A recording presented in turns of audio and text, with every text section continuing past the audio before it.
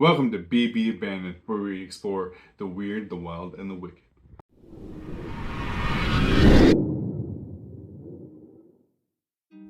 This first story takes us back to Amherst, Nova Scotia. I am Rick, and this is our haunting hour. This first haunting takes place between 1878 and 1879.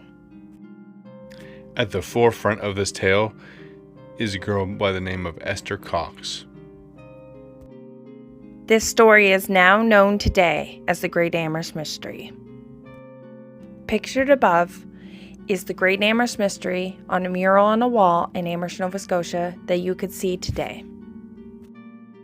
The paranormal activity began when Esther experienced some trauma in her life. Shortly after the events, she began experiencing seizure-like symptoms.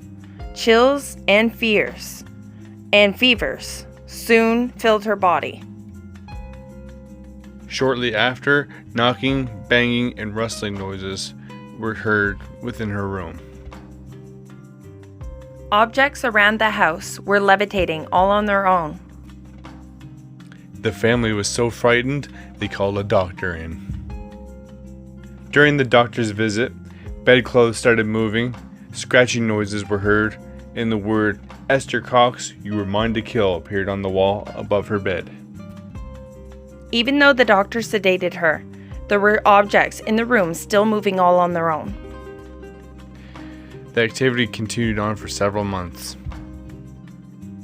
This is when she fell ill with diphtheria and moved to Sackville with her family. In Sackville, New Brunswick, the activity had stopped for a while, giving them some hope. When she returned home, though, that's when the activity started once again.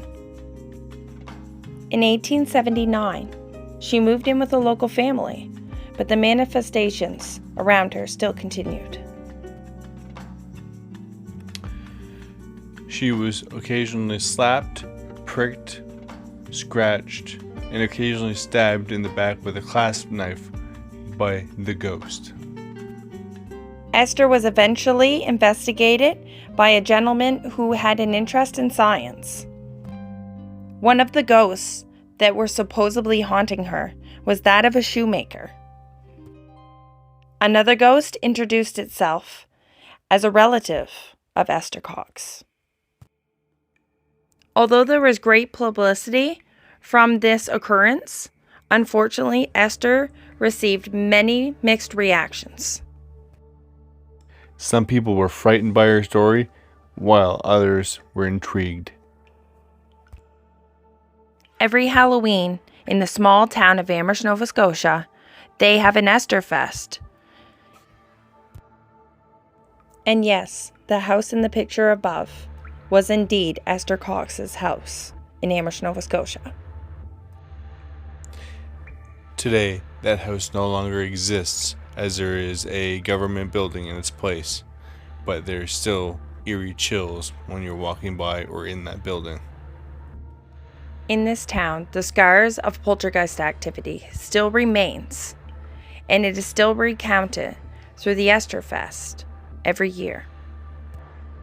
The positive ending to this story is that Esther moved to the States with her family, where all paranormal activity ceased to happen. She lived out the rest of her days in peace and away from the publicity of this story, which still haunts the small town today. If you're looking for more information, you can find it on amherst.ca. That concludes the story for today. I'd like to thank my guest, Shelby, thanks for having me. Please like and subscribe to our channel.